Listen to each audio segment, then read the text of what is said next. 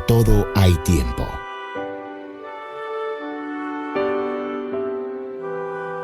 Pero hoy te motivamos a que aproveches al máximo este tiempo para escuchar y alimentar tu espíritu de la palabra de Dios. El Centro Internacional de Alabanza, CIA El Salvador, presenta a su pastor Javier Domínguez. Esto es Vida para tu Espíritu.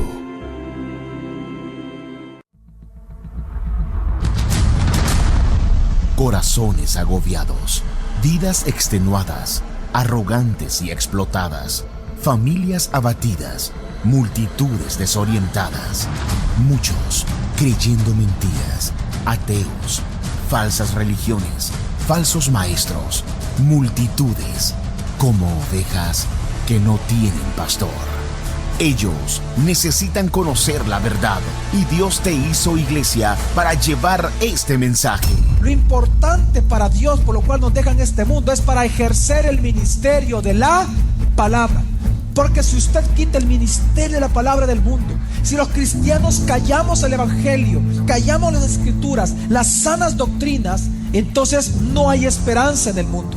Buscan lo que jamás podrán encontrar en sus deleites, placeres y argumentos. La verdad que nosotros como iglesia, cuerpo de Cristo, poseemos y debemos proclamarla. Dios nos quiere predicando, enseñando y exponiendo la palabra. Si nosotros no proclamamos, ellos mueren eternamente.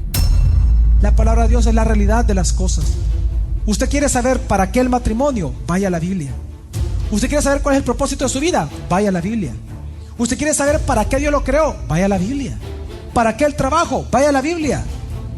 ¿Para qué Dios nos permite envejecer? Vaya a la Biblia. ¿Para qué tener hijos? Vaya a la Biblia. No podemos negarnos a tan maravilloso mandato, mostrarles a todos el camino, la verdad y la vida. Esta es nuestra realidad y la encontramos y entendemos en el ministerio de la palabra. Es por la verdad que somos liberados, es por la verdad que nosotros somos salvados, es por la verdad que conocemos a Dios, es por la verdad que somos edificados, es la verdad la que nos sustenta, la verdad nos sostiene, la verdad nos alimenta, la verdad nos nutre, la verdad nos consuela, nos llena de esperanza, fortalece nuestra fe. La verdad es la palabra de Dios y el ministerio de la iglesia. Sin la palabra morimos. Hoy, en nuestra tercera semana de campaña, el misterio de Cristo y el amor. La iglesia no es una organización de hombres. La iglesia es el cuerpo de Cristo en la tierra, por tanto su expresión real y espiritual entre la humanidad. La iglesia es el reino de Dios en este mundo, el Cristo corporativo cumpliendo la voluntad de su Padre. La iglesia es un organismo vivo compuesto por personas regeneradas, nacidas de nueva. Precisamente la iglesia es un organismo vivo compuesto precisamente por piedras vivas, por personas vivas que están creciendo a través de la palabra de Dios, cada vez asemejándose a Jesucristo. Es por medio del ministerio de la palabra que nosotros evangelizamos al mundo, es que el cuerpo de Cristo crece y Dios es glorificado por su iglesia. Y es precisamente porque todos nosotros los cristianos en todo el mundo formamos una sola unidad colectivamente, es decir, un solo nuevo hombre, como lo enseña la Escritura, es que necesitamos todos aprender a tener una sola unidad en la fe, pero también una sola unidad en el amor. Juan capítulo 13, Jesús dijo, versículo 34 al 35. Un mandamiento nuevo os doy, que os améis unos a otros, como os he amado, que también os améis unos a otros. En esto conocerán todos que sois mis discípulos, si os tenéis amor unos a otros. Yo quiero darle la bienvenida a cada uno de ustedes a esta tercera semana de esta gran campaña, el misterio de Cristo. Realmente para nosotros es de un gran privilegio y una gran responsabilidad a la par el poder aprender acerca del misterio de Cristo, que es la iglesia. Para nuestros invitados decirles que el misterio de Cristo es la iglesia como cuerpo de Jesucristo, Se le llama misterio porque usted no va a encontrar ninguna profecía en la Biblia que anunciaba la iglesia o la creación de algo llamado la iglesia, ni nada por el estilo, ni nada semejante. Y Dios lo ocultó a la mente del ser humano precisamente para que, como dice la primera carta a los Corintios, capítulo 2, porque si el mundo se hubiera enterado que después de la muerte y resurrección de Jesús iba a surgir la iglesia tal y como la conocemos con todo su poder y su gloria, entonces Satanás nunca hubiera enviado a Jesucristo a la cruz. Precisamente la cruz fue la misma derrota de Satanás, donde él sintió que él había vencido. He ahí su derrota. Y por lo tanto luego viene y Dios nos habla a través de la misma creación de la iglesia. Y por lo tanto tenemos ya 3 semanas enseñando acerca del misterio de Cristo. La primera semana hablando lo que es la iglesia como cuerpo de Cristo. La semana pasada hablando del ministerio que ejerce el misterio de Cristo o la iglesia. Y este ministerio es el ministerio de la palabra, la enseñanza de la palabra. Pero este día vamos a hablar del amor. Y hoy este día nosotros lo que queremos enseñar es precisamente acerca del amor. Y es que mire, a lo largo de la historia usted va a encontrar que las diferentes culturas y naciones han ocupado diferentes simbolismos para ellos identificarse de los demás pueblos. Por ejemplo, usted va a encontrar que en una tribu hay un peinado diferente o accesorios diferentes, y la otra tribu pues tiene otras cosas distintas, vestuarios, otros accesorios diferentes, y así ha sido en toda la historia de la humanidad. De igual manera sucede en el cristianismo. En la historia del cristianismo usted va a encontrar que los cristianos se han identificado en el mundo por diferentes símbolos. De repente cosas en la cabeza, vestimentas en sí mismos, tipos de peinados y algunos símbolos.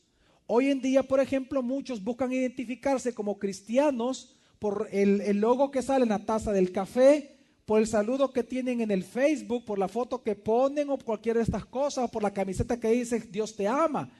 Pero aunque estas cosas no son malas en sí mismas, lo que pasa es que la Biblia ante los ojos de Dios nos enseña que ser cristiano no significa con proclamar serlo, sino que las marcas distintivas del cristiano, de saber que alguien es cristiano, son marcas del corazón, siendo la más importante de todas y la más superior de todas las marcas del creyente, el amor.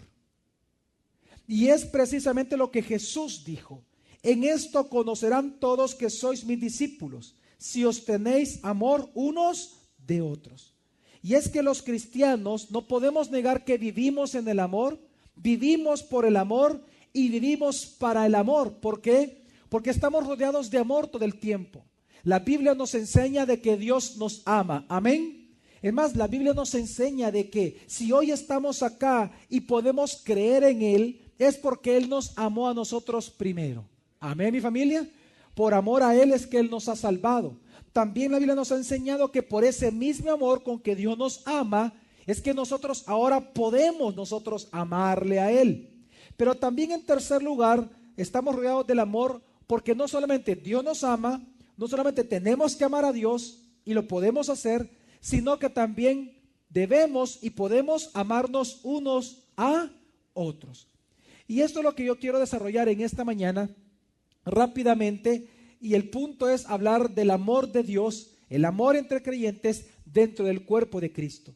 Pero lo primero que tenemos que recordar es que Dios ama a su cuerpo, que es ¿qué? La iglesia. Dice Romanos 5:8, ¿cómo Dios nos ama? ¿Hasta aquel grado Dios nos ama de verdad? Romanos 5:8 dice: pero Dios demuestra su mismo amor hacia nosotros, en que siendo nosotros aún pecadores, el Mesías murió por nosotros. Pero Dios demuestra su mismo amor hacia nosotros en que, siendo nosotros pecadores, ¿qué hizo el Señor? El Mesías murió por nosotros. ¿Cuánto Dios nos ama? ¿Cuánto Dios le ama a usted? ¿Cuánto Dios me ama a mí? ¿Acaso usted sigue dudando del amor de Dios? Porque si usted sigue dudando de que Dios le ama a usted, por favor, vea hacia la cruz. Porque si hay algún lugar en donde usted puede comprobar el profundo amor que Dios le tiene a usted, a su familia, a sus hijos, entonces vea la cruz. Es mirando la cruz que nosotros podemos comprender el profundo amor de Dios por su iglesia, por sus miembros, por usted y por mí. Es mirando la cruz que podemos ver que el amor de Dios no es un amor sentimental, no es un amor emocional, sino que viendo la cruz podemos ver que el amor de Dios por nosotros es un amor sacrificial. Es un amor de sacrificio. Dios nos ama. Nadie nos puede negar eso. Solo tenemos que ver a la cruz y siempre vamos a entender de que Dios nos ama. No importa las circunstancias y el dolor que estemos enfrentando, no importa la pérdida, no importa las circunstancias dolorosas que usted pueda estar viviendo, Dios le ama y nunca puede dudar porque tenemos la señal de la cruz para eso. Sin embargo, no solamente Dios nos ama a nosotros, sino que por el mismo amor con que Él nos ha amado, a la iglesia que es su cuerpo nos ha concedido el privilegio, la potestad, la autoridad, el poder y la capacidad de poder amarlo a Él. Por eso, el segundo punto importante que no solamente debemos de entender es que Dios nos ama, sino que como cuerpo de Cristo también nosotros le amamos a Él. Primera carta de Juan, capítulo 4, versículo 10 dice así. En esto está el amor. ¿En qué está el amor? No en que nosotros hayamos amado a Dios, sino en que Él nos amó y envió a su Hijo como propiciación por nuestros pecados. Es porque Dios nos ha amado a través de Jesucristo. Es porque hemos sido hechos hijos de Dios. Es porque Dios nos ha regenerado en nuestro espíritu. Es porque Dios nos ha hecho nacer de nuevo, que hoy nosotros podemos amarle a Él. No es que nosotros lo hayamos amado por esfuerzo propio, por nosotros mismos. Es que amamos a Dios porque Él nos ha amado a nosotros primero a través de Jesucristo. Los cristianos somos los únicos sobre la faz de la tierra que amamos a Dios de todo corazón, con toda nuestra mente, con toda nuestra alma y con todas nuestras fuerzas. No hay religión, no hay ser humano sin Cristo que pueda amar a Dios de esta manera. Nosotros somos los únicos capaces de amar a Dios con entrañable amor. Y no es que nazcamos con esta capacidad, es que precisamente se nos ha otorgado como gracia cuando Dios nos salvó por medio de Jesucristo. Es por el amor de Dios, como dice Juan capítulo 14, versículo 21, es porque Dios nos ha amado a nosotros, es que ahora nosotros podemos amarle a Él cumpliendo los mandamientos. Algunas veces yo le he dicho esto a ustedes cuando recogemos ofrendas y diezmos, que la Biblia dice, el que tiene mis mandamientos y los guarda, ese es el que, iglesia, ese es el que me ama. Porque amar para Dios es demostrárselos con actos y vamos a hablar de eso más adelante, pero lo importante es que si nosotros somos capaces de amar así a Dios, es porque Él nos ha amado primero. Es por el amor de Dios que no solamente obedecemos sus mandamientos, sino que podemos vivir para Él. Como lo dice 2 Corintios capítulo 5, dice, porque el amor del Mesías nos constriñe pensando esto, es decir, el amor de Dios nos constriñe, nos acuerpa, nos sujeta en esto, haciéndonos pensar en esto, que si uno murió por todos, entonces todos murieron y por todos murió, para que los que vivan como usted y como yo, ya no vivamos para sí, sino para aquel que murió y resucitó por ellos o por nosotros. Es decir, es porque Dios nos ha amado con entrañable amor, es que hoy nosotros podemos vivir para Él. Pero, aunque fíjese bien lo que hemos hablado hasta este momento, aunque Dios nos ama a nosotros y porque Dios nos ama a nosotros, como cuerpo de Cristo podemos amarlo a Él.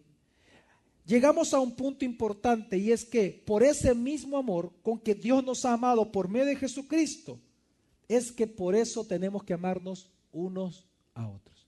Digan conmigo, Dios me ama, yo le amo, pero también amo a los demás. Digan conmigo, yo amo a los que Dios ama.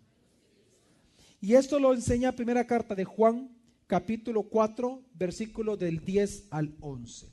En esto está el amor, no en que nosotros hayamos amado a Dios, sino en que Él nos amó y envió a su Hijo como propiciación por nuestros pecados. Y porque ya tenemos ese amor de Dios residiendo en nosotros, en los nacidos de nuevo, verdaderos cristianos, ¿qué sucede? Amados, si así nos amó Dios, también nosotros debemos amarnos unos a otros. Hermanos y hermanas, el amarnos unos a otros no es un consejo único de Dios. El amarnos unos a otros es un mandato de Dios, es una orden, pero a la vez es una capacidad que se nos ha sido otorgado y un privilegio. Porque el amar a los demás, ¿sabe qué pasa? Es imitar a Dios. La Biblia nos manda a imitar a Dios, ¿pero en qué? En el amor. La Biblia nos manda a que si Dios es amor, imitémoslo en su amor. ¿Y cómo ha sido el amor de Dios? Un amor por medio de Jesucristo. Así como Él nos amó, así tenemos que amar. Así como Él nos ha amado, tenemos que amar a los demás. Así como Cristo se entregó, de igual manera nosotros nos entregamos día tras día por amor a los demás. A eso se refiere Efesios capítulo 5, versículo 1 al 2, cuando dice claramente: Sed pues imitadores de Dios. ¿Qué dice la Biblia? Sed pues ¿qué? ¿Usted ya se había fijado en este texto? La Biblia nos dice que tenemos que imitar a Dios como nuestro Padre. ¿Pero en qué tenemos que imitarlo? Como hijos amados, y andad en amor, como el Mesías también nos amó, y se entregó por nosotros en ofrenda y sacrificio a Dios para olor fragante. Andar en amor es imitar a Dios. Andar en amor es caminar como Dios camina. Es simplemente darnos a los demás como Dios se dio a través de Jesucristo por nosotros. Un verdadero hijo de Dios imita a su padre como un hijo imita a su papá aquí en la tierra. Y por lo tanto, si Dios es amor y nos amó de esta manera, de igual manera nosotros tenemos que imitarle, dice la palabra de Dios. ¿Cómo? Andando en amor unos con otros. Y es que precisamente es por eso Jesús dijo: un nuevo mandamiento yo les doy. ¿Se acuerdan ustedes de Juan? Juan 13 dice: un mandamiento nuevo os doy, que os améis unos a otros. ¿Pero cómo? Como yo os he amado, y que también os améis ¿qué? Unos a otros. La iglesia está llamada como el cuerpo, como el Cristo corporativo, a manifestar la plenitud del mundo. Pero aquí, hermano y hermana, yo le pregunto lo siguiente: si el cuerpo de Cristo ha sido llamado para manifestar la plenitud de Cristo al mundo, ¿cómo el mundo puede saber que aquellos que le están predicando verdaderamente son hijos de Dios? ¿Cómo el mundo puede saber que usted pertenece al cuerpo de Cristo? Es que Jesús dijo, ahí mismo en el versículo: en esto conocerán todos que sois mis discípulos, si os tenéis ¿qué? Amor unos a otros. El mundo sabrá que nosotros pertenecemos al cuerpo de Cristo, que somos miembros de su iglesia, cuando nos amemos unos a otros como miembros. Quiero que entendamos algo: una iglesia local, cualquier iglesia en el mundo local, en cualquier país, puede ser ortodoxa en su doctrina, puede ser ferviente en su proclamación de la verdad, pero eso no va a persuadir a los inconversos, a menos que los creyentes de esas iglesias se amen unos a otros. Me voy a volver a explicar. En una iglesia local, su doctrina puede ser ortodoxa, su predicación vigorosa, pero los inconversos que lleguen a esa iglesia no van a ser persuadidos a menos que los creyentes de esas iglesias se amen unos a otros. Quiero que entendamos algo. Qué espectacular lo que está diciendo aquí Jesús. Es que Jesús le ha entregado el derecho al mundo de juzgarlo a usted y a mí, al mundo corrupto. Le ha entregado el derecho de juzgarlo a usted y a mí. De que si somos o no verdaderamente cristianos por el amor que nos profesamos unos a otros. Qué impactante es entender de que Dios le ha dado el derecho al mundo de juzgarnos basándose en de juzgarnos basándose en la observación por el amor sincero que tengamos unos a otros. Jesús le ha dado el derecho a juzgarlo al mundo, a usted y a mí, si somos nacidos de nuevo. ¿Basados en qué? Basados en el amor que profesamos.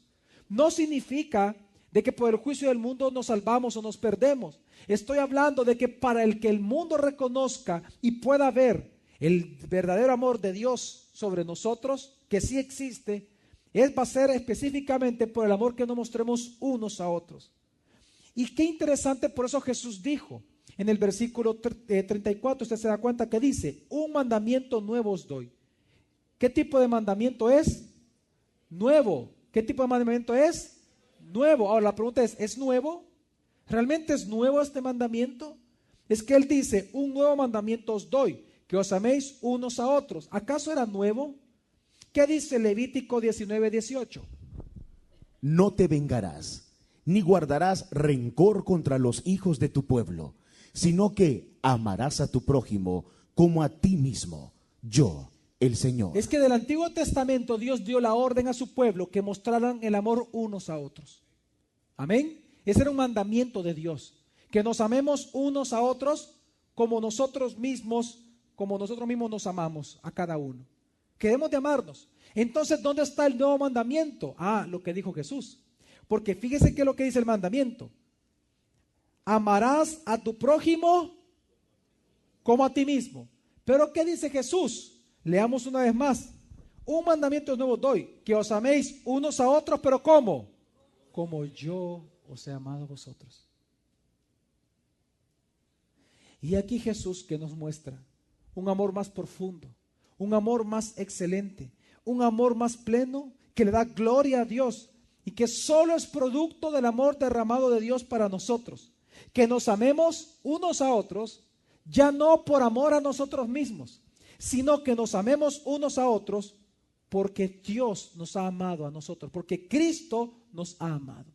Por lo tanto, la pregunta que yo voy a responder en el tiempo que me queda es muy simple, pero muy necesaria. Si nosotros como cristianos estamos llamados a amarnos unos a otros, como miembros del cuerpo de Cristo, con el misma clase de amor con que Cristo nos amó, entonces la pregunta es, ¿qué características tiene este amor de Cristo por nosotros? Para entonces entender cuáles son las características del amor que debe de existir entre nosotros los cristianos. Por lo menos encontramos tres características que tiene el amor entre los miembros del cuerpo de Cristo, siendo la primera de ellas que es un amor sacrificial. ¿Es un amor qué, mi familia? Sacrificial. Dice Juan capítulo 15 del 12 al 13. Este es mi mandamiento, que os améis unos a otros, así como os amé. Nadie tiene mayor amor que este, que uno ponga su vida por sus amigos. Dice Jesús, este es mi mandamiento, que os améis unos a otros, así como yo los amé. Y es como que si un discípulo le hubiera preguntado, Jesús, mira, ¿y cómo tú nos amaste? ¿Cómo es tu amor? Dime una característica de tu amor, Jesús. Versículo 13. Nadie tiene mayor amor que este, y viene y lo califica, que uno ponga su vida por sus amigos. ¿Cómo nos amó Jesús? Sacrificándose él mismo por nosotros, donándose él mismo por nosotros. Por tanto, ¿cómo se supone que debería de ser el amor entre nosotros los creyentes? Sacrificialmente, donándonos nosotros unos a otros.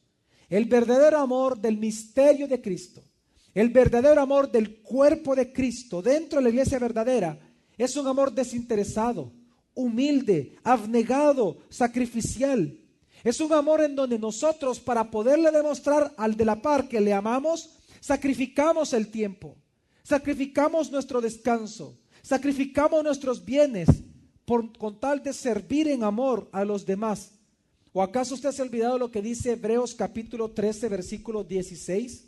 Y de hacer el bien y de la ayuda mutua no os olvidéis. ¿Por qué? Porque de tales sacrificios se agrada a Dios. ¿Cómo Dios le llama al hacer el bien a los demás hermanos y ayudarnos mutuamente? Sacrificios. ¿Cómo Dios los ve? ¿Cómo qué? ¿Cómo Dios los ve? ¿De este lado? ¿De aquel lado? ¿Cómo Dios los ve? Es que qué importante es entender de que cualquier cosa que usted haga por amor al hermano, claro que representa un sacrificio para usted, pero que agrada a Dios, que agrada a Dios. Por eso en la Biblia el antónimo bíblico del amor no es el odio, es el egoísmo. Porque precisamente para que usted pueda amar sacrificialmente a su hermano, necesariamente tiene que haber un sacrificio en usted, tiene que haber humildad en usted. Si la humildad no es lo que fundamenta el amor, usted nunca va a poder amar a los demás. Por eso que lo contrario, una vez más se lo digo, lo contrario en la Biblia al amor es el egoísmo, no el odio. Es el egoísmo. ¿Cómo lo sabemos? Porque eso nos mostró Jesús con su propia vida. Muchos conocen el pasaje de Filipenses capítulo 2 cuando dice de que Él se humilló a sí mismo tomando forma de hombre. Amén. Pero usted entiende el contexto de este texto. ¿Sabe de qué está hablando Filipenses? Del amor. ¿Y de cuál amor? Entre creyentes. ¿Cómo lo sabemos? Leamos el contexto. Filipenses capítulo 2, del 2 al 4. Veamos cómo es esta clase de amor entre creyentes. Dice: completado mi gozo, para que seáis de un mismo sentir. Para que seáis de un mismo, digan conmigo, el cuerpo de Cristo. El cuerpo de Cristo, como es un solo nuevo hombre, tiene que tener un mismo ¿qué? Sentir, uno solo. Claro, un solo cuerpo, si no está dividido. Un solo sentir. ¿Y cuál es este sentir? Teniendo un mismo amor. ¿Teniendo qué? Un mismo amor entre nosotros los creyentes. ¿Cómo, Nelson? Unánimes, teniendo los mismos sentimientos. Entonces la pregunta es, ¿cómo se logra esto dentro de un cuerpo local? Nada hagáis por rivalidad ni por vanagloria, sino con humildad. ¿Por qué con humildad? Considerándoos los unos a los otros como superiores a vosotros mismos, no mirando cada cual por su propio interés, sino también por el de los demás. ¿Entiende usted el contexto? Lo que está diciendo Pablo es que el cuerpo de Cristo, por ser un solo cuerpo, tiene que tener un solo ¿qué? Sentir. Y este sentir tiene que ser el amor. Y que para poder entonces llegar en una iglesia local como esta, experimentar un solo amor, todos nosotros en conjunto tenemos que aprender a ser humildes. ¿Y qué es la humildad? La definición de humildad ya está en la Biblia. Es considerar a los demás como superiores a nosotros y no buscar solamente lo nuestro, sino también lo de lo que, los de los demás. Ahora, ¿por qué? ¿Por qué tenemos que ser humildes? ¿Por qué tenemos que ser así? ¿Por qué solamente a través de yo sacrificarme es que voy a poder tener amor entre o con los demás hermanos creyentes? Porque así fue con Jesús. Para que Jesús nos pudiera amar y el ser humano poder experimentar un amor uno solo con Él y ser uno con Cristo, ¿sabe qué Él tuvo que hacer? Sigue diciendo el texto.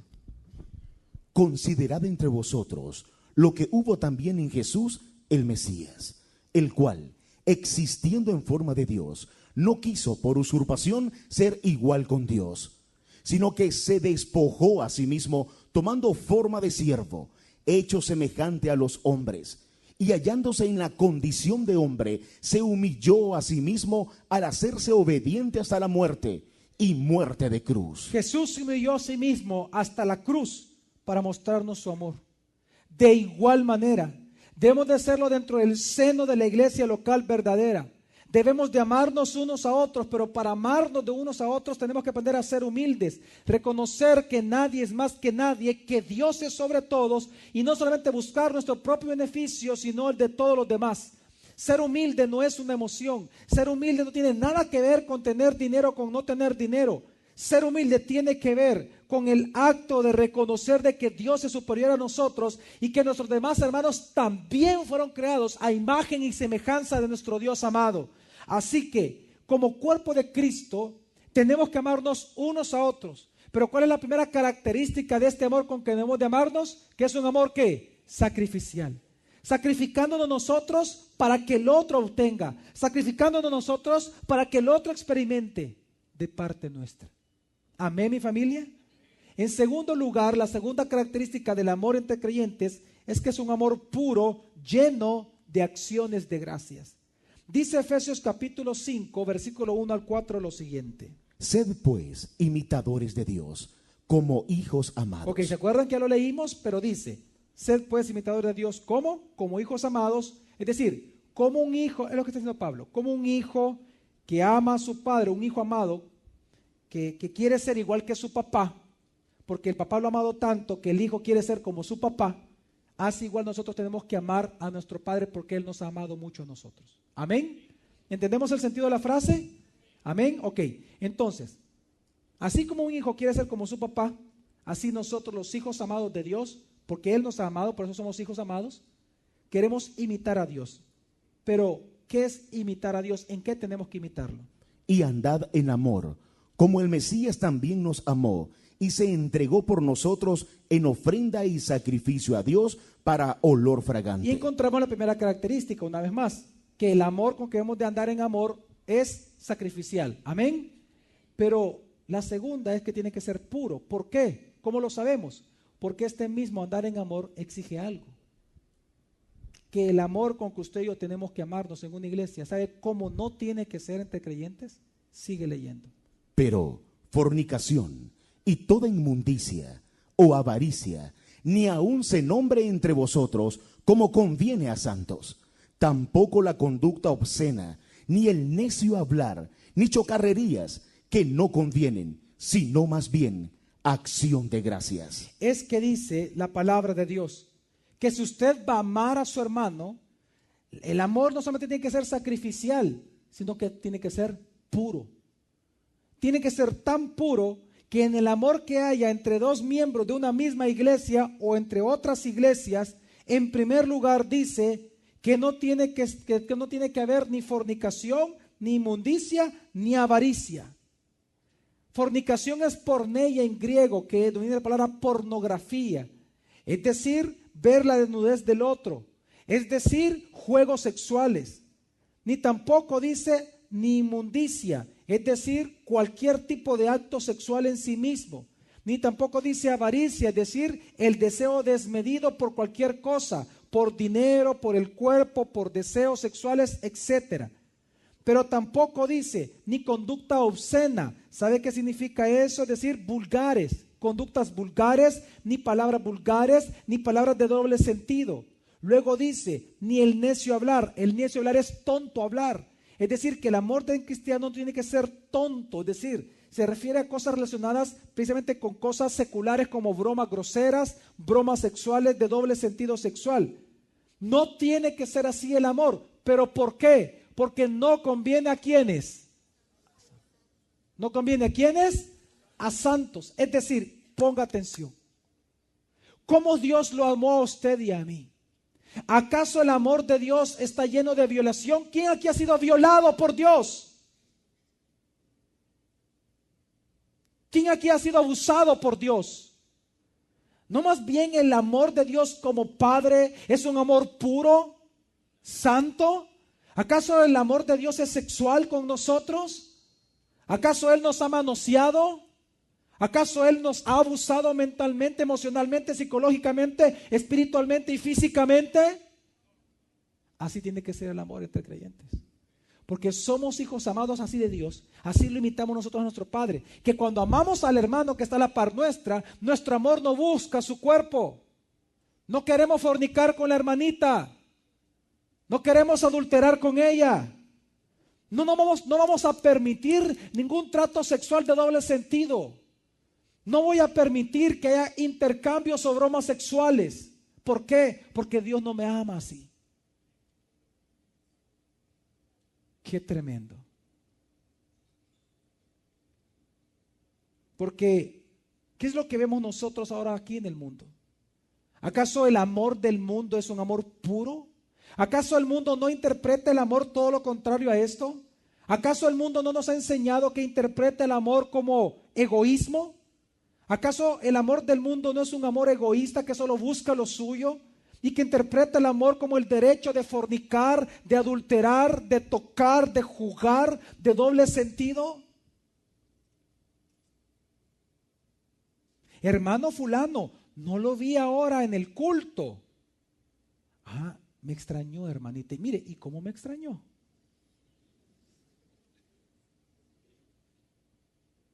¿Es así el amor entre hermanos de doble sentido? ¿Es así como debemos de amar los pastores a las ovejas?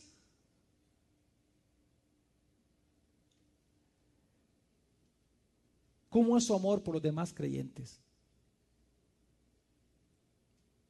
¿Cómo es el amor de los noviazgos de esta iglesia, cristianos? ¿Es un amor puro, santo?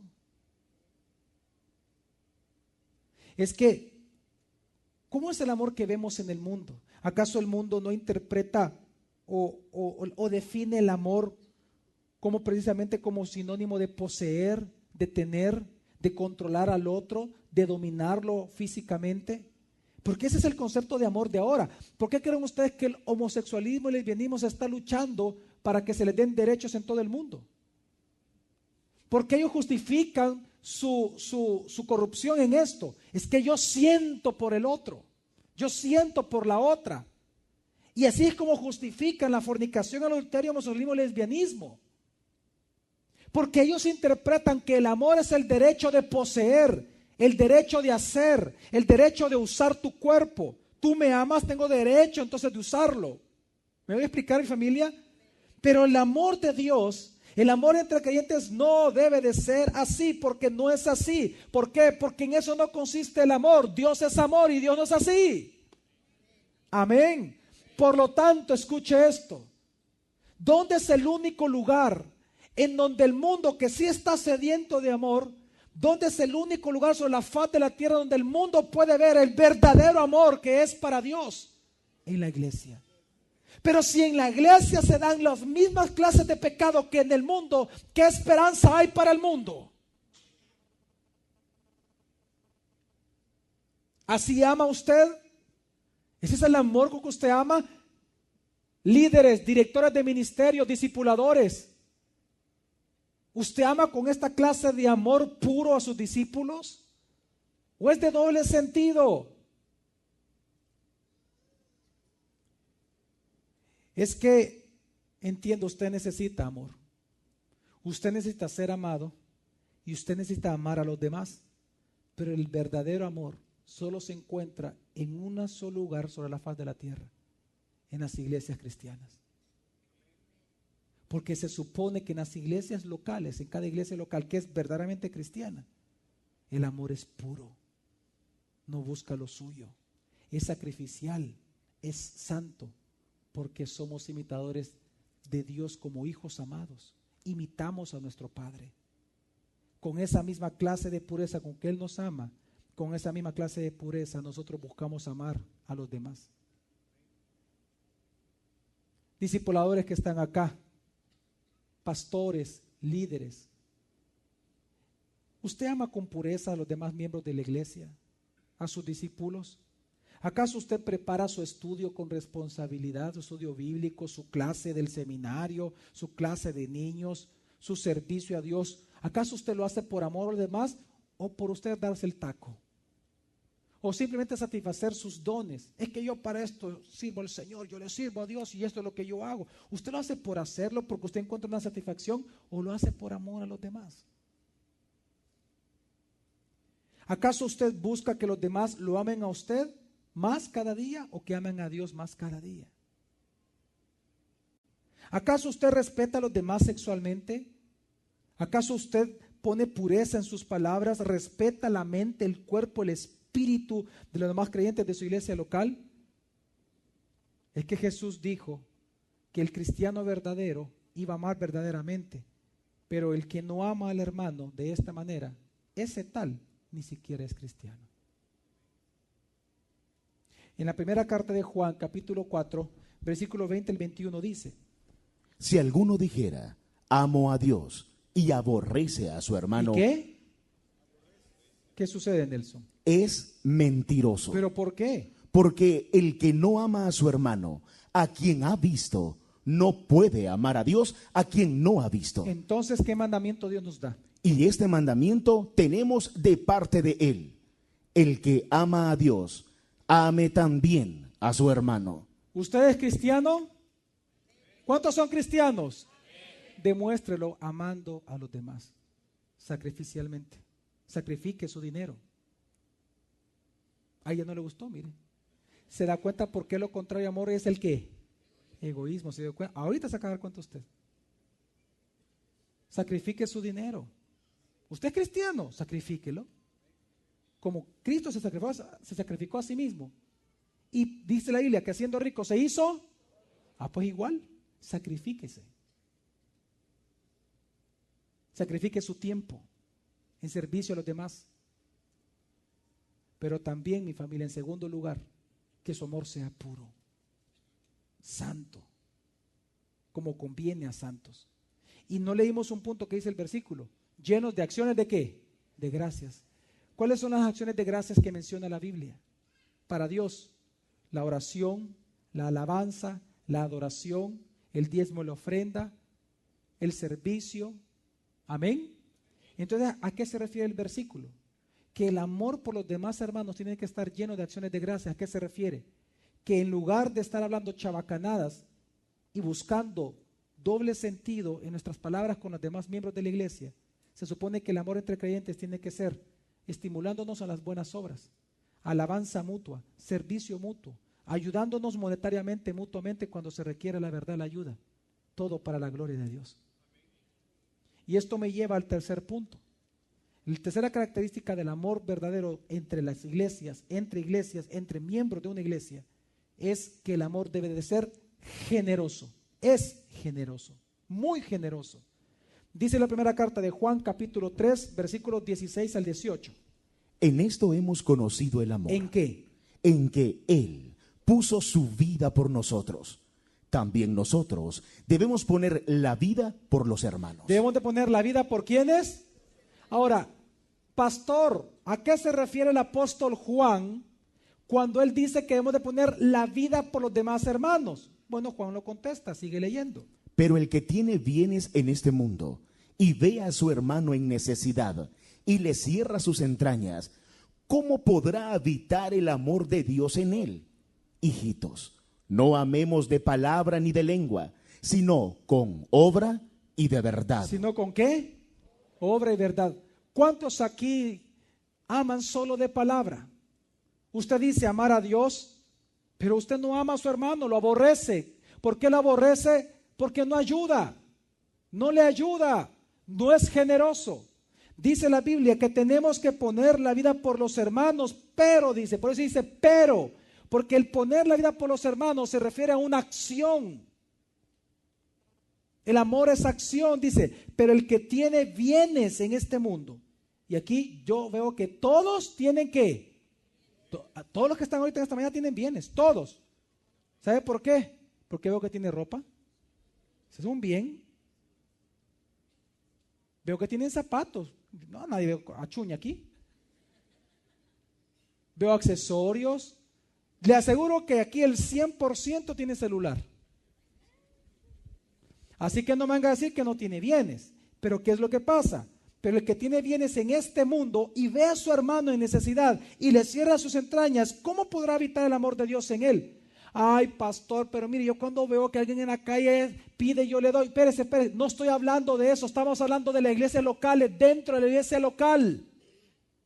Su iglesia, su familia,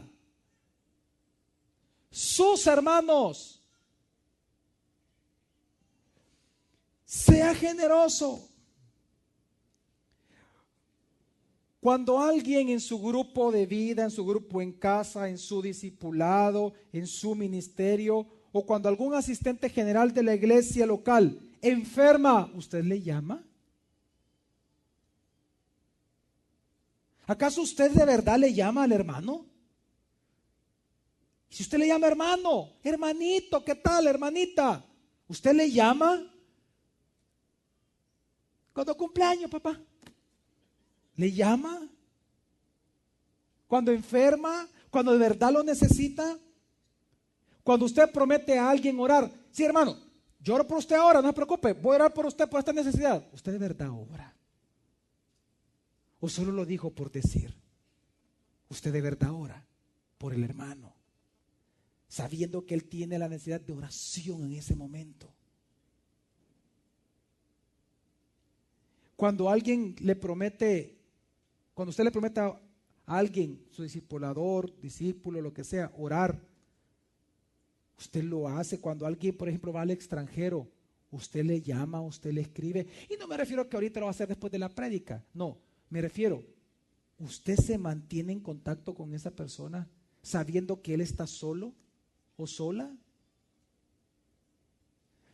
Es que le voy a contar un caso. Hace como 3 semanas, un miembro de la iglesia, él está terminando a estar viendo este culto específicamente, y él me decía, él es médico y le está sacando un posgrado dentro de su cirugía, él es cirujano, está sacando un posgrado, y ya lleva 1 año y medio, y me dice, pastor, yo que tengo más de 1 año, casi el 1 año y medio de estar aquí en Estados Unidos, me dice, y yo me estoy conectando en todos los cultos de la iglesia, pero sabe una cosa, me dice, ¿Sabe que mi grupo discipular, que me decían que me querían, que me amaban, que nos discipulábamos, que celebramos cumpleaños, ¿sabe que en este año y medio nunca nadie me ha escrito? Y ellos tienen y es un hombre, y él me dice, ellos tienen mi número, tienen mi correo, saben dónde, mi dirección y todo, y sabe que ellos nunca se han comunicado conmigo. Y él me dice, mire pastor, yo no estoy cortando la pena, nada de eso me dice, sino que quiero comentarle, porque con él siempre estamos en contacto. Cada cierto tiempo le pregunto, fulano, ¿cómo estás? ¿Qué tal? Porque yo sé que después de 2 años él se va a regresar. Él quiere hacer carrera aquí. Cuando alguien se va, ¿usted de verdad le llama? Usted se preocupa por los miembros de su iglesia. No estoy preguntándole si usted se preocupa por su mamá, por sus hijos que están fuera o que están aquí en el país casados. No le estoy preguntando por sus primos, por los miembros de su iglesia, de donde usted pertenece. ¿Usted los ama? Cuando alguien de su ministerio o grupo discipular o miembro general tiene alguna necesidad material, ¿usted le ayuda o solo dice, voy a orar por usted? No tiene que comer, voy a orar por usted para que Dios te provea. Y usted teniendo ahí. Versículos 17 al 18, recuerde, no olvide lo que dice. Pero el que tiene bienes en este mundo y ve a su hermano en necesidad y le cierra sus entrañas, es decir, no lo ama, ¿cómo podrá habitar el amor de Dios en él? Usted sigue pensando que el amor de Dios habita en usted cuando usted es egoísta en extremo, cuando usted solo piensa en usted. Mire, a los que Dios prospera, a los que Dios ha prosperado en este ministerio, sea profesional independiente o sea empresario, o sea incluso asalariado, y Dios lo ha prosperado muchísimo. ¿Para qué Dios lo ha prosperado a usted, hombre? Para que sea generoso, hombre. Mire, ¿sabe que le dice 1 Timoteo 6 a todos ustedes? 17-18 dice: a los ricos en este mundo, enséñales que no sean altaneros, ni pongan su esperanza en la incertidumbre de las riquezas, sino en Dios, el cual nos da abundantemente todas las cosas para que las disfrutemos. Enséñales que hagan bien, que sean ricos en buenas obras, generosos y prontos a compartir. ¿Generosos y prontos para qué? Compartir. Mire, cuando usted escucha que su iglesia necesita ayuda en algún proyecto, en algún ministerio, hay alguna necesidad, ¿usted le da a la iglesia? ¿Cuántos se han puesto a pensar que esta iglesia es su iglesia y que el responsable de cuidarla y sostenerla es usted? Dios lo hace, pero a través de usted. Por eso Dios lo prospera a usted. Y ¿sabe qué es lo peor? Aún la misma pregunta que estoy haciendo es incorrecta. Porque la pregunta no debería ser si cuando usted se entera, la pregunta es si usted busca qué necesidad tiene la iglesia. Fue quizás hace un año atrás, cuando un hombre empresario de la iglesia me preguntó: pastor, ¿hay alguna necesidad en la iglesia en este momento? Fíjese, hermano, que necesidad así grande no hay, gracias a Dios, le dije. Vaya, pastor, si hay alguna, me avisa, yo estoy dispuesto a aportar algo. ¿Ok? Está bien, le dije. ¿Usted se preocupa por su iglesia? ¿Se ha preguntado si necesitamos ayuda en algo? ¿Ya se preguntó usted por qué estamos mejorando la librería y se va a poner otras cosas acá? ¿Por qué usted nunca se ha preguntado por qué se vende comida? Por la falta de ofrendas y de diezmos. Porque eso que se vende comida y todo eso ayuda al ministerio. Pero si el 100% diera, tal vez solo por comer algo, tal vez, vea.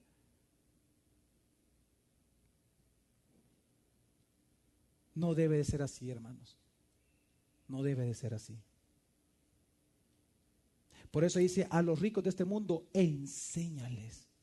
Porque tienen que ser enseñados. Porque claro, el que tiene es el que cuesta que más dé. Porque aún lo que tiene, no lo quiere perder. Por eso, mi familia, usted dice que usted ama a Dios y que es amado por Él. Usted dice que es cristiano, demuéstrelo por sus obras. demuéstrelo amando a los demás hermanos de su propia iglesia, congregación, hombre. Y que ese amor tiene que ser ¿cómo?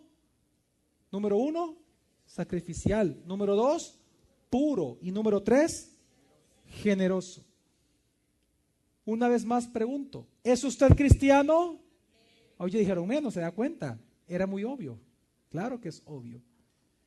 ¿Cuántos de aquí son cristianos verdaderos? Entonces muéstrelo. Muéstrelo por su amor sacrificial, por su amor puro y generoso por los demás. De lo contrario, no se engañe, usted no es cristiano. Pastor, ¿no está siendo usted duro? No, yo no. La Biblia.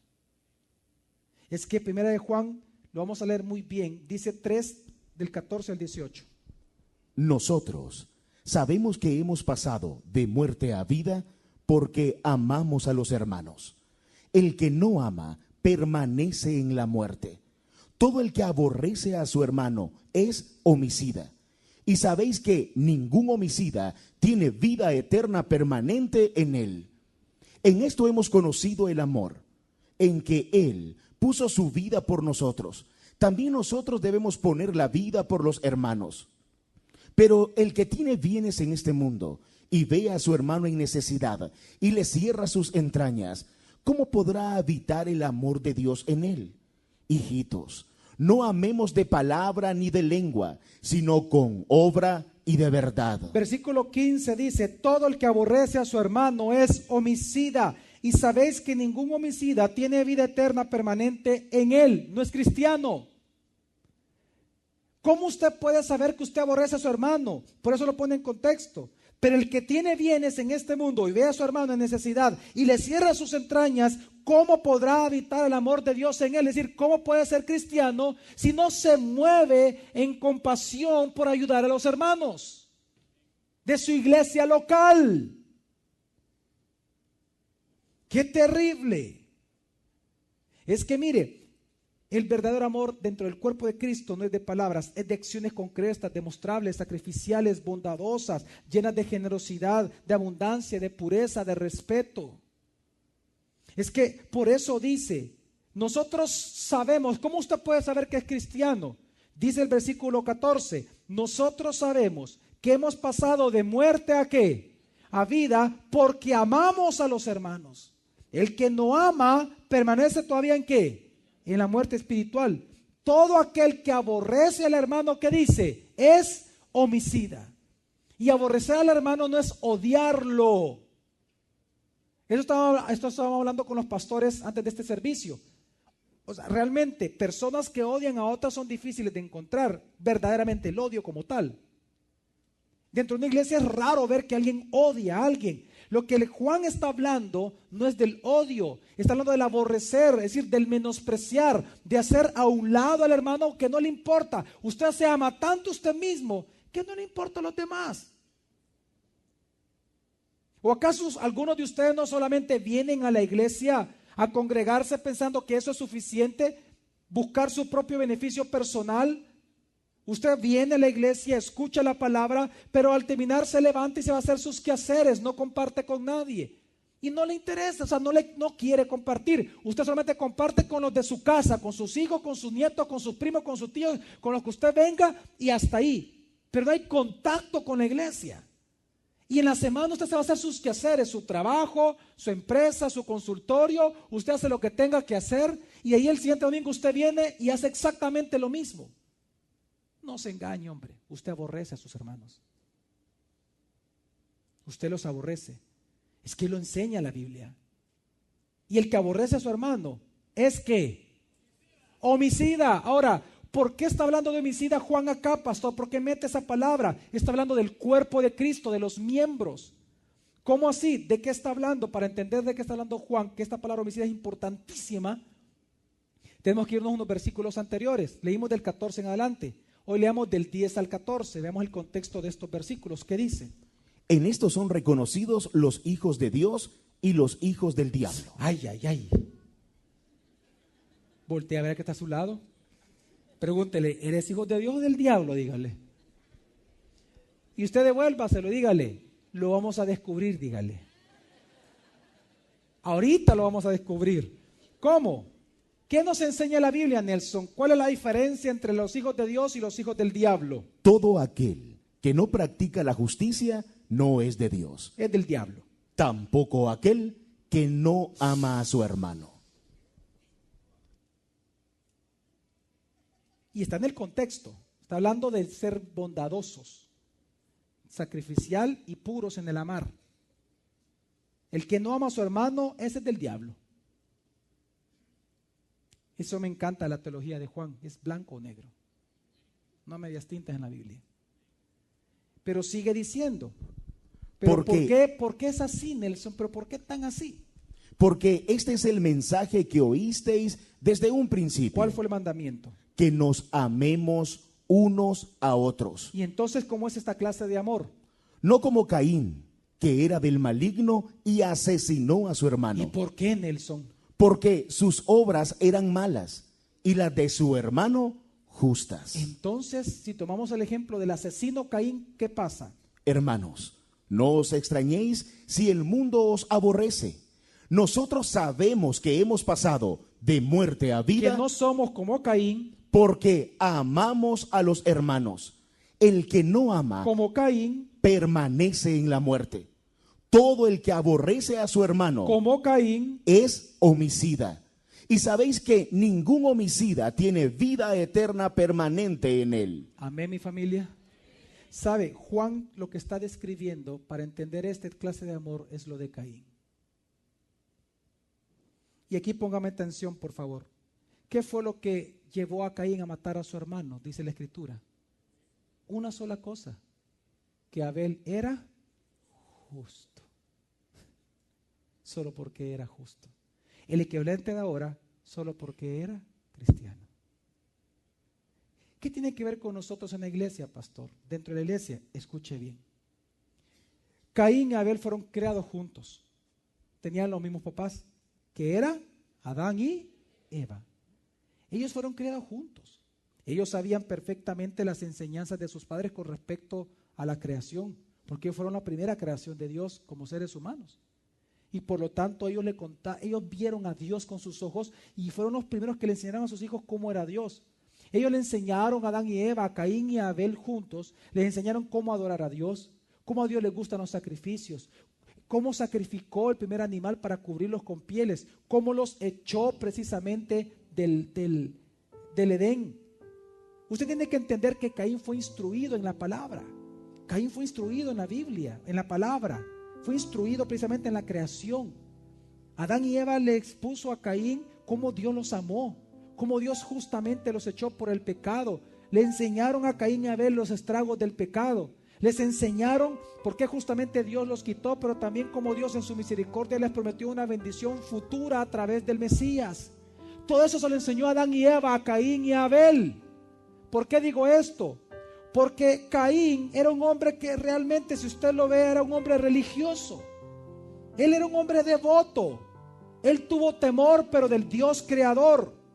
Él sabía del juicio de Dios sobre la humanidad, porque el hombre cayó, porque su papá cayó.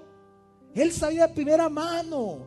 Él sabía cómo Dios quería las ofrendas. Él supo acerca de Satanás y cómo engañó a su mamá.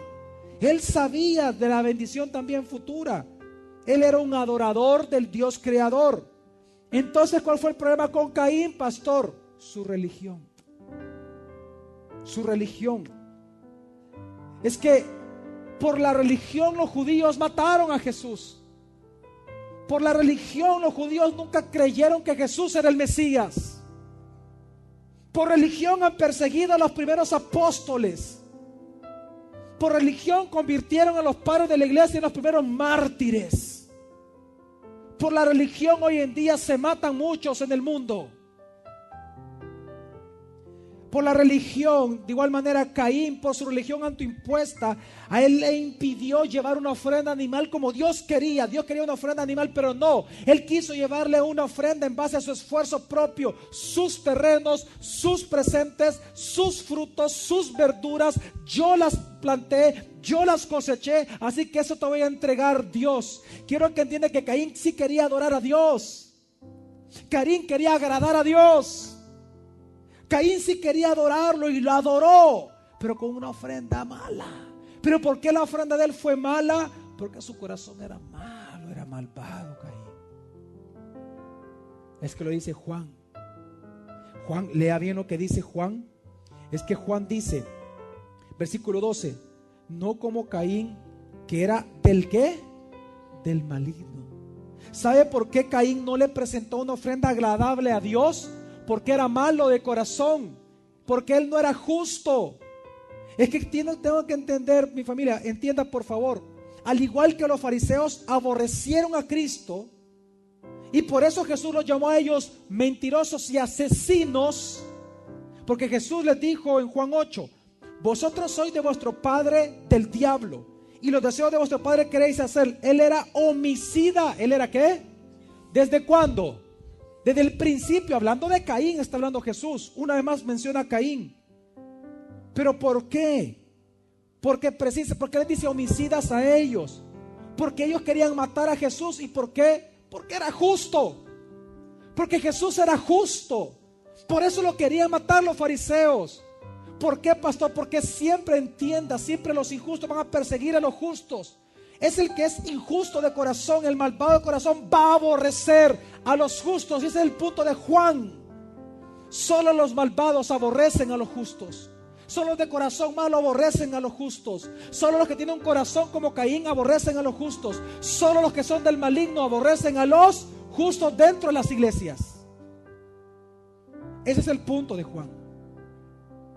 Y el problema es que dice, pero este no es el mensaje, dice Juan, que oíste de mí de un principio, 1 Juan 3:11, que nos amemos unos a otros, no como Caín, que era del maligno. Es que Caín era del maligno. Digan conmigo, paneros. La palabra paneros no es que él hacía lo malo, él mismo en su carácter, en esencia, era malvado. ¿Y sabe qué pasó? Y dice, no como Caín, que era del maligno. ¿Y qué hizo Caín? Asesinó. Y dice, ¿por qué lo asesinó? Porque sus obras eran malas y las de su hermano Abel, ¿qué eran? Ahora vean para acá todos, por favor. ¿Sabe qué pasó?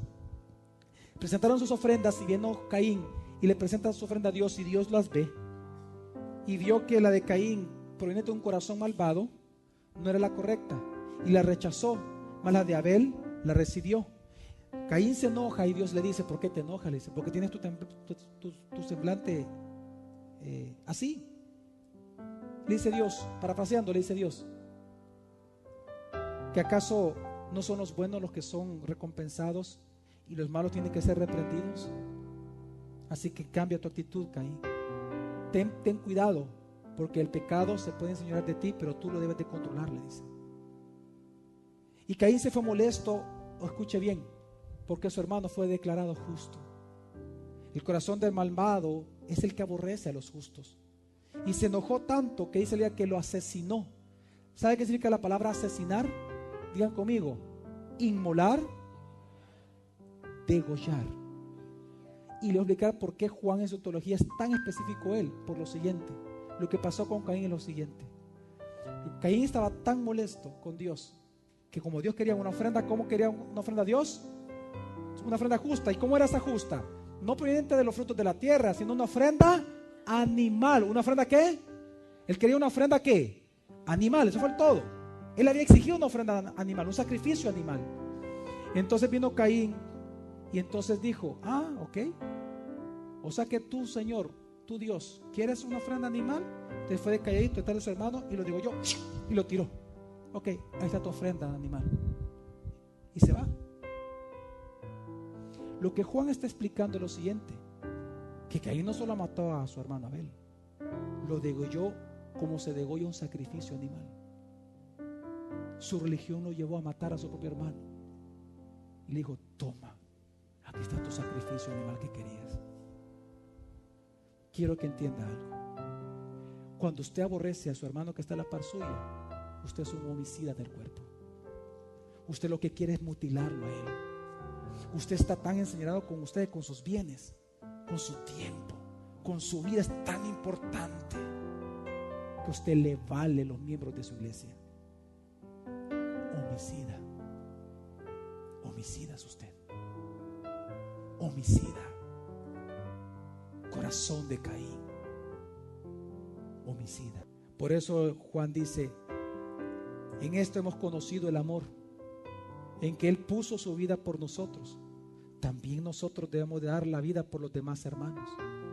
Pero el que tiene bienes en este mundo y ve a su hermano en necesidad y le cierra sus entrañas, ¿cómo podrá habitar el amor de Dios en él? Hijitos, no nos amemos de palabra ni de lengua, sino con obra y de verdad. Hoy en día es así. ¿Cuántos vienen a la iglesia solo a congregarse y no ayudan en nada, no sirven en nada a nadie de la iglesia? Se van y punto, su vida es su vida. Homicidas. ¿Cuántos, por ejemplo, vienen a la iglesia pero hacen lo siguiente? Ofrendan y diezman y piensan que eso es todo, y luego se van y ya no les interesa la iglesia, no preguntan qué necesidad hay en la iglesia, ni ven la necesidad de los hermanos, ni mucho menos participan de los ministerios, porque no les interesa. Solo diezman y ofrendan porque piensan que con el diezmo y la ofrenda es suficiente. Homicidas. Luego están los otros grupos. Luego están aquellos que vienen a la iglesia, diezman y ofrendan y sirven en los ministerios. Estudian la palabra, ministran a otros y son ministrados, discipulan y son discipulados, pero cuando uno de ellos se enferma no le llaman, cuando uno de ellos se empobrece no le ayudan, cuando el domingo a las 11 de la noche le hablan y dice estoy triste, no le hablan. Homicidas. Religión. Lo que a ti te lleva a aborrecer a tu hermano en la práctica es tu religión. Tú eres un religioso entonces. Luego están los líderes o los pastores de ministerio que predican la palabra, pero cuando les toca amar a los que están cerca no lo hacen. Lo que buscan es pleitesía, pero no aman a los demás. Predican y enseñan porque quieren satisfacer su propio deseo. Hacen lo que les gusta, pero no hacen lo que deben: amar al hermano. Preparan las clases y preparan la enseñanza lo mejor que pueden, pero por su propio ego. Pero no lo hacen porque el otro necesita aprender la verdad. Porque si a usted le interesara que los demás aprendieran la verdad como pastor o como ministro, usted se sentaría a explicar tranquilamente cada palabra hasta que ellos entendiesen. Cuando enferman estarían ahí. Cuando tuvieran problemas económicos, usted daría aún de su propia vida. Homicida.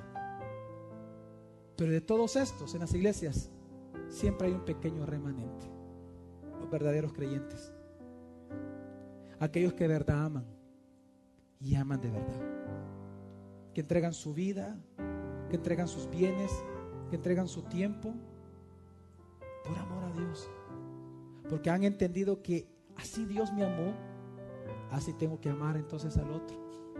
Tú, Dios, te sacrificaste por mí, yo me voy a sacrificar por los demás. Somos los verdaderos cristianos. Amigos y amigas, hermanos y hermanas de esta mañana, por el aborrecimiento, por aborrecer, es que el mundo va a revelar su verdadero carácter. Caín aborreció a Abel. Los fariseos aborrecieron a Jesús. Los líderes judaicos aborrecieron a los apóstoles. Los religiosos aborrecieron a los primeros padres de la iglesia. Usted va a aborrecer a su hermano. Es que el mundo se revela su carácter por aborrecer. Ese es un principio satánico. Usted diciendo que es cristiano va a seguir aborreciendo a su hermano. ¿Qué tiene usted? ¿El espíritu de Dios o el espíritu de Caín? ¿Usted ama o usted aborrece? ¿Qué dicen sus hechos semanales? ¿Solo viene a la iglesia y se va y no quiere tener comunión con sus hermanos? ¿Los aborrece a sus hermanos, iglesia local? Hermanos y hermanas, amémonos mutuamente como Dios nos ha amado. ¿Cómo? Sacrificialmente, puramente, pero generosamente. Discipuladores, líderes, pastores, miembros en general, amémonos. Y quiero referirme a mis amigos y amigas de esta semana que han venido. Si usted es una persona que no ama a los creyentes, es porque usted no ama a Dios. Y usted no ama a Dios porque el amor de Dios no está en usted. Y el amor de Dios no está en usted porque usted necesita salvación. Por lo tanto, mi invitación, ¿cuál es? Que en arrepentimiento le pida perdón a Dios por sus pecados. Dígale: Señor, perdona mis pecados. Yo reconozco que tú eres Dios, Jesús, que tú eres Dios y que tú me has amado en la cruz. Por lo tanto, Yo creo que tú eres mi único Dios salvador. Sálvame, Señor, de mis pecados, porque yo merezco la ira eterna, pero sálvame, Jesús. Si usted hace eso este día, ahí en su asiento, en este momento en oración, yo le doy la bienvenida a la gran familia de Dios. Si en arrepentimiento usted, pidiéndole perdón a Dios, usted cree que Jesús es Dios salvador, entonces usted es mi hermano, yo soy su hermano. Yo lo voy a amar a usted y usted me va a amar a mí, como debe de ser en el cuerpo de Cristo. Amén. Amémonos unos a otros como Cristo. Vamos a orar. Señor, en esta mañana te damos muchas gracias y te bendecimos, Padre. Gracias por tu amor y tu bendición. Yo te pido, Padre, que nos hables de corazón, que podamos ser seres humanos que amamos a los demás como hijos tuyos amados, poder amar a los demás imitándote a ti, Señor. Generosos en el amar, puros en el amar, sacrificiales en el amar, Señor. Que te podamos amar por sobre todas las cosas a ti, pero a los demás, Señor, como tú nos has amado a nosotros. Te pido, Padre, que en esta iglesia tú seas glorificado en el amor. Cuánto amor se necesita en esta congregación, Centro Internacional de Alabanza. Cuánto, Señor. Yo te pido que cada uno de ellos sea responsable en cuidar su iglesia, pero cuidar a los miembros de la iglesia, que no sean homicidas, mutiladores de otros miembros del cuerpo, sino que sean amadores del mismo, edificadores a través del amor. Gracias te damos en esta mañana en el nombre de Jesús. Amén.